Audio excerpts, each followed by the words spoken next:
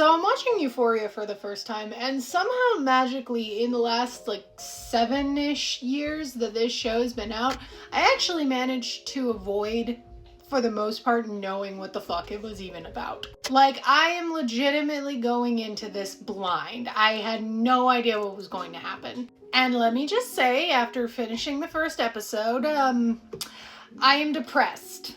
I don't know if this show is very much the Gen Z experience. I am not a Gen Z person. I am, in fact, ancient and about to be put into the ground. But I have heard purportedly and through statistics that Gen Z actually tends to do drugs and have sex way less than any other generation before them. So I'm curious if this show feels like it belongs in your generation, because honestly, to me, it definitely feels like it belongs in mine. If I told you I was a theater kid, that would make a lot of you believe that means I never got exposed to drugs or alcohol or sex in my high school, but if you say that, I assume you never met theater kids. If I could tell you all the things that happened on that green room couch, we'd